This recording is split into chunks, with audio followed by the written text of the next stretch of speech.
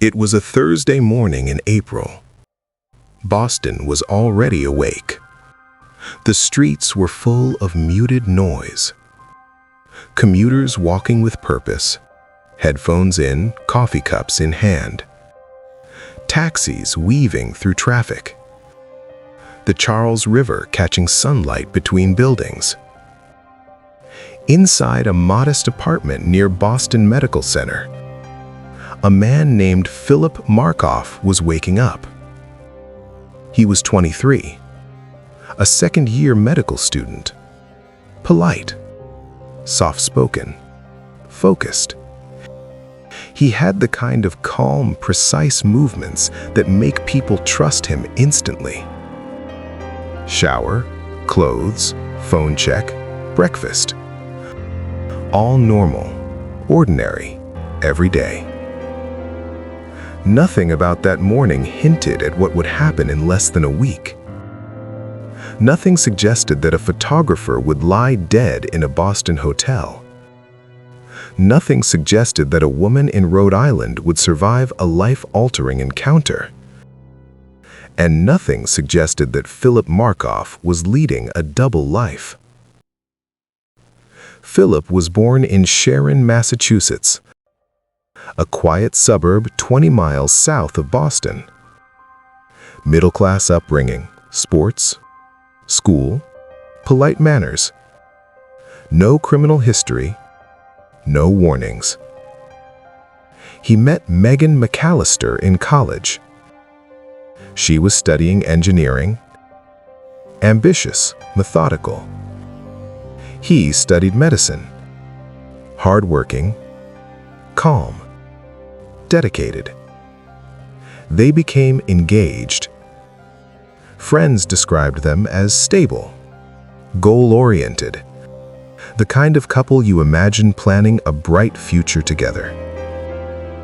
They were planning a wedding. And at the same time, Philip Markoff was visiting Craigslist. Craigslist in 2009 was a different place. It was less monitored, more anonymous. A digital bulletin board where strangers could meet without oversight. Among the listings were escort ads, photos, phone numbers, hotel rooms, opportunities, and Philip was reading them carefully. Not for companionship, not for social interaction, but for opportunity. On the night of April 14th, Julissa Brisman checked into the Boston Marriott Copley Place. She was 26, a photographer, creative, ambitious. She sometimes answered escort ads to support her work. She told friends where she was going. She was careful, thoughtful, precautions in place. She expected a client. At approximately 10 p.m., a man arrived at her hotel room. Tall, baseball cap pulled low, black bag in hand. He was quiet, calculated. Security cameras would later capture his movements. Through the lobby, up the elevator. No hesitation, no doubt. Inside the hotel room, events unfolded rapidly. She resisted. He forced compliance. The struggle was brief but brutal in its efficiency. When it was over, he took her belongings. Phone, camera, wallet, and then he left. The hotel room returned to silence. Unbroken, except for what had just happened. Police initially had no leads. No forced entry. No immediate suspect. No obvious motive. Just a dead body, and a city beginning to feel uneasy. Then another woman came forward. Megan McAllister, living in Rhode Island, had posted an escort ad on Craigslist. On April 16th, she agreed to meet a client at a Holiday Inn Express in Warwick. The man arrived. He carried a bag. He pulled out a gun. He tied her wrists with plastic zip ties. But Megan fought back. She screamed, resisted, refused to panic. The man fled, and she survived. Police now had a pattern. Same website, same type of victim, same methodical approach. They reviewed Boston hotel surveillance footage, enhanced images, tracked movements. The man's face emerged. The first hints of familiarity. The breakthrough came from technology. A disposable cell phone used to contact both women returned to one location repeatedly. The apartment shared by Philip Markoff and Megan McAllister. Police watched, waited, documented. Then, on April 20th, 2009, Philip boarded a bus with Megan, traveling to Foxwoods Resort and Casino in Connecticut. A short vacation. A brief escape from school. Police followed. And when the bus stopped, they moved in. Philip was arrested quietly. No resistance. His bag contained evidence. Handgun, ammunition, zip ties, laptop with search history for Craigslist ads, hotel locations, and phone tracing methods. Megan collapsed.